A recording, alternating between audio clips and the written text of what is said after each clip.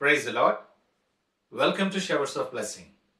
దేవుని కృపలో భద్రపరచబడి నూతన దినంలో ప్రవేశించాం.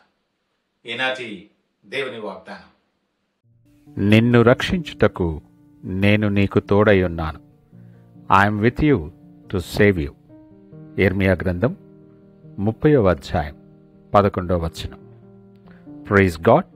ఈ నూతన దినములో దేవుడు మీ కొరకు సిద్ధపరిచిన ప్రతి దీవెన ఆకాశపు వాకిళ్లు విప్పి మీ మీద కృమ్మరించునుగాక.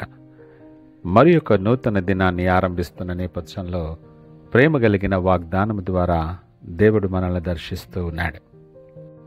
మహోన్నతుడు, మహాగణుడు, నిత్య నివాసి అయిన పరిశుద్ధుడైన దేవుని అమూల్యమైన వాగ్దానం ఇది. నిత్యము విడువని ఎడబాయని దేవుని వాగ్దానం. ఎంతో ఆదరణ కలుగు చేసే మాటలు.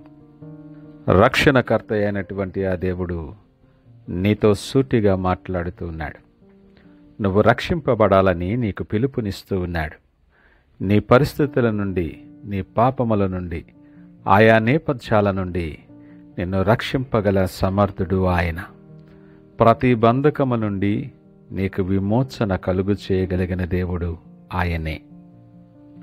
నీ పరిస్థితులేవైనా, నువ్వే నేపథ్యములో నలుగుతూ కుములుతూ ఉన్నా ఆయన రక్షించగల సమర్థుడు. అవిశ్వాసముతో మనము నిలవబడాలని, ఆయన వైపు చూడాలని ఆశపడుతూ నిన్ను రక్షించటానికి సిద్ధముగా ఉన్న దేవుడు నీతో మాట్లాడుతున్న మాటలు. షడ్రకు, మేషకు, అబేద్నెగోలు వారి కథ మనకు తెలుసు. రాజు ఎదుట నిలవబెట్టబడినప్పుడు అగ్నిగుండములో వేయబడటానికి రాజాజ్ఞ ఇవ్వబడుతుంది. ఆయన ప్రతిమకు నమస్కారము చేయని నేపథ్యంలో ఈ శిక్ష విధించబడుతుంది. ఆ యవనస్తులు రాజు ఎదుట సడలని విశ్వాసముతో వారు మాట్లాడుతున్న మాటలు గమనించుదాం. మా దేవుడు రక్షించగల సమర్థుడు. ఒకవేళ రక్షింపకపోయినా కూడా రాజా, మేము నీ ప్రతిమకు సాగిలపడం. అద్భుతమైనటువంటి ఆ విశ్వాసం.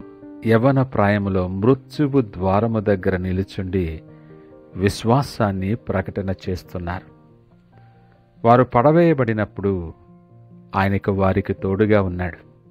వారి బట్టలు కానీ, తల వెంట్రుకలు కానీ అగ్ని వాసన కూడా రాలేదంట వారి దగ్గరికి. విడువని ఎడబాయని దేవుడు, సమస్తమును సాధ్యము చేయగలిగిన దేవుడు, రక్షింప నేరక ఎండినట్లు నా హస్తము కురుచు కాలేదని వాగ్దానము చేసిన దేవుడు వారికి తోడుగా ఉండి వారిని రక్షించాడు. ఆ దేవుడే ఈ ఉదయకాల సమయం నీతో నాతో మాట్లాడుతున్నాడు. ఎప్పుడూ నీకు తోడుగా ఉంటాడు ఆయన. నిత్యము ఆయన కనుదృష్టి నీ మీద ఉంటుంది. కానీ మనమే ఆయన సన్నిధిని, ఆయన సహవాసాన్ని నిర్లక్ష్యము చేస్తూ ఉంటాం. తృణీకరించి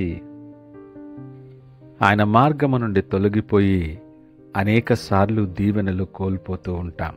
ఈ మాటలు వింటున్న ప్రియ దేవుని జనాంగమా, ఒకసారి మనం ఆలోచన చేద్దాం. ప్రతిదినము ఎన్నో సవాళ్లు ఎదుర్కొంటూ, ఎన్నో ప్రశ్నలు నీ ముందు ఉంటుండగా నీ దేవుని గూర్చి నీ సాక్ష్యమేమిటో యవన బిడ్డలు సాక్ష్యమిచ్చారు.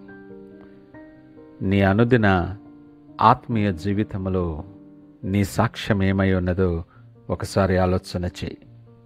ఈ నూతన దినాన్ని ఆరంభిస్తున్న నేపథ్యంలో ఇంకా అనేక భయాలతో, అనేకమైన ఆందోళనతో ఆయనకు దూరముగా ఉన్నావా? ఈ ఉదయకాలము నీతో ఆయన మాట్లాడుతుంటుండగా ఒక్కసారి ఆయన వైపు తిరిగి విశ్వాసముతో హృదయాంతరాల నుండి ఆయనకు ప్రార్థన చేయి. నీవు మొరపెట్టుము, నేను నీకు ఉత్తరమిస్తానని వాగ్దానము చేసిన దేవుడు నీ మొర ఆలకించి నిన్ను రక్షించుకుంటాడు. ఆయనకు వేరుగా ఉండి నీవేమీ చేయలేవు. ఈ మాట మన మనసులో భద్రపరచుకోవాలి. ఆయన నామమున ప్రార్థన చేయి వాడెవడో వాడు రక్షింపబడునని లేఖనం మాట్లాడుతుంది.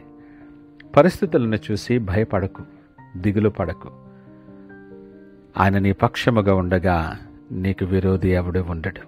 ఈ దినం నీ రక్షణకు, నిన్ను రక్షించటానికి సిద్ధపడి ప్రేమపూర్వకముగా నీతో మాట్లాడుతున్న దేవుని మాటను నువ్వు ఆలకించు. నువ్వు ఒంటరి వాడవు కాదు. ఆయన నిత్యము నీతో ఉన్నాడు. ధైర్యము తెచ్చుకో. హృదయాన్ని కలవరపడనీయొద్దు. నిన్ను రక్షించుటకు ఆయన నీకు తోడుగా ఉన్నాడు. నీ ఇరుకులో నుండి, ఇబ్బందిలో నుండి, అస్వస్థతలో నుండి, ఆర్థికపరమైన పరిస్థితుల నుండి, ఇంకెలాంటి నేపథ్యమైనా ఆయన నిన్ను రక్షించగల సమర్థుడు.